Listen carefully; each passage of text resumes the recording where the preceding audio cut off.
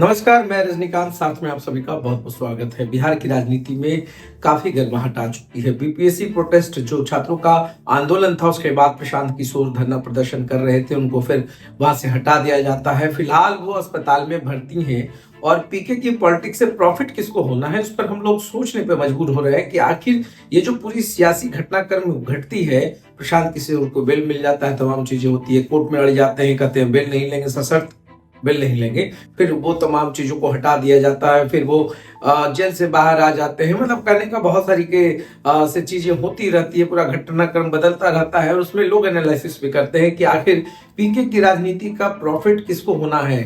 बेशक सी बात हो रही है कि ये जितना भी ऑक्सीजन है प्रशांत किशोर को देने की कोशिश की जा रही है और प्रशांत किशोर कहीं ना कहीं इस पूरे पर्दे के पीछे तो कोई है। बीपीएससी छात्रों का जो प्रोटेस्ट है उसमें तमाम अटकलें लगाई जा रही है। फिलहाल अस्पताल में भर्ती हैं प्रशांत किशोर। प्रशांत किशोर जिस तरीके से राजनीति में आए हैं, सभी को पता है कि जो छात्र आंदोलन होता है सबसे उग्र आंदोलन होता है और इसी छात्र आंदोलन के बाद जो है एक बहुत बड़ी क्वाइनिंग भी गढ़ी जाती है। 1906 में छात्र यूनियन की स्थापना हुई थी और उसके बाद 1955 में आजाद भारत का पहला छात्र आंदोलन हुआ।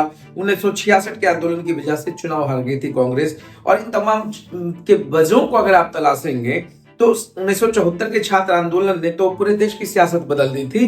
जेपी मूवमेंट के नाम से सब कुछ लोग जानते हैं इसको, पूरा जो घटनाक्रम बदल जाता है।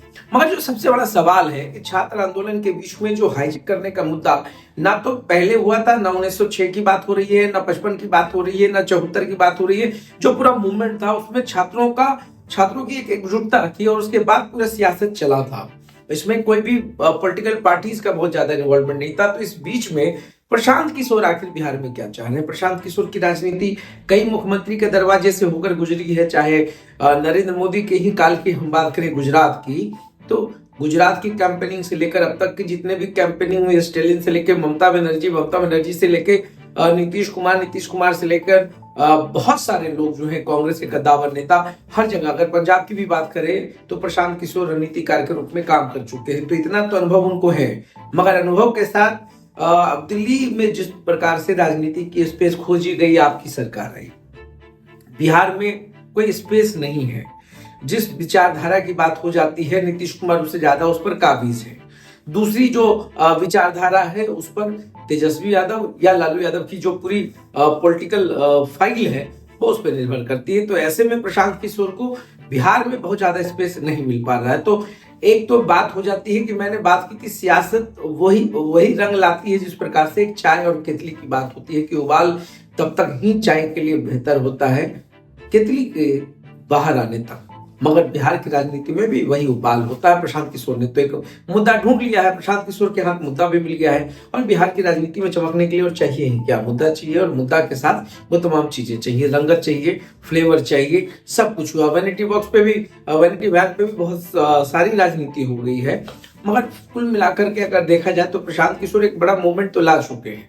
बड़े बड़े पॉलिटिकल पार्टीज के लिए सिकन तो जरूर है चेहरे पर भी और बल पड़ता जा रहा है माथे पर, मगर बार बार इस पूरे सियासत के पीछे जो मेन रणनीतिकार है, जिसने पूरे सिस्टम को रचा है, उसकी तलाश जारी है। लोग समझ नहीं पा रहे कि आखिर प्रशांत किशोर में अकेली इतनी कुव्वत तो नहीं है, उनको सब कुछ पता है, वेल प्रोजेक्टेड रहा, हर चीज रहा है, उनको भी पता है कि किन धाराओं में क्या कुछ हो सकता है। तो पूरा जो घटनाक्रम है इसमें से बीपीएससी बच्चों का जो स्टूडेंट्स का मूवमेंट चल रहा है उसमें थोड़ा बहुत तो कमी दिख रहा है, क्योंकि प्रशांत किशोर से पहले रहमान सर, खान सर, सब ने इसका पॉलिटिकलाइजेशन किया।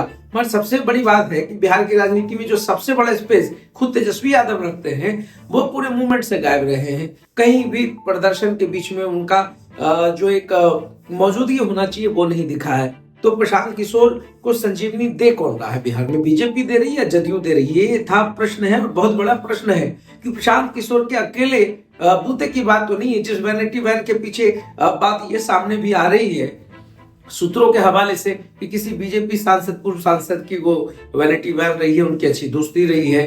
तो पूरे मूवमेंट में समझ में सबको आ जाए यह भी कहना मुश्किल है, मगर ना समझ में आए या नामुमकिन तो हो ही नहीं सकता है। तो बिहार की राजनीति में बहुत चीजों को देखना पड़ रहा है, हर बारीकियों को समझना पड़ रहा है, प्रशांत किशोर के बैकअप को भी समझना है, प्रशांत किशोर के विजन को भी समझना है। मगर फिलहाल पीके ओके हैं, पीके ठीक हैं और प्रशांत किशोर का क्या मूव होगा, कितना बिहार की राजनीति पे इसका असर पड़ेगा, इन तमाम पहलुओं पर भी हम बात करेंगे और चर्चा करेंगे, जानने की कोशिश करेंगे ये बीपीएससी जो छात्रों का जो मूवमेंट है ये किस ओर ले जाएगा, बिहार की राजनीति को कितना असर डालेगा, प्रशांत किशोर की कितनी राइजिंग होती है। खुद तेजस्वी यादव इस पूरे जो सिस्टम की बात कर रहे थे, कहीं ना कहीं उससे वो परीक्षा वाला मुद्दा प्रशांत किशोर ने तो जरूर चुरा लिया है। तो अब क्या होगा आगे, इस पर देखना है। बिहार में सियासत है और गर्म है। खरमास के बाद जो है विस्तार होना है मंत्रिमंडल का, बहुत सारे चेहरों को जगह मिलेगा। पटना, तिरहुत और सारण की बात की जा रही है, वहां के प्रतिनिधियों को हो सकता है कि मंत्रिमंडल में जगह मिल जाए। तो नीतीश कुमार यह भी देख रहे हैं, मगर फिलहाल नीतीश कुमार कह रहे हैं कि हम 2 बार इधर उधर हो चुके, अब नहीं होंगे। उनके मायने अलग होते हैं।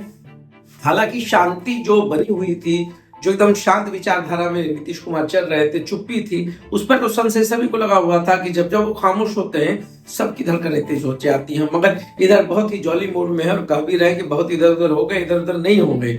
मगर कब कौन राजनीति में इधर उधर हो जाएगा, कौन किसका बैकअप है, कौन किसकी फंडिंग कर रहा है, कौन किस पूरे मुद्दे के पीछे है, किसने पूरे मुद्दों को हाईजैक किया है, इस पर बिहार की राजनीति तो सही में बहुत ज्यादा संशय की स्थिति बनी हुई है। कब क्या हो जाए यह कहना बड़ा मुश्किल है, मगर फिलहाल पीके इज ओके। देखते हैं सार्थ। बहुत बहुत धन्यवाद।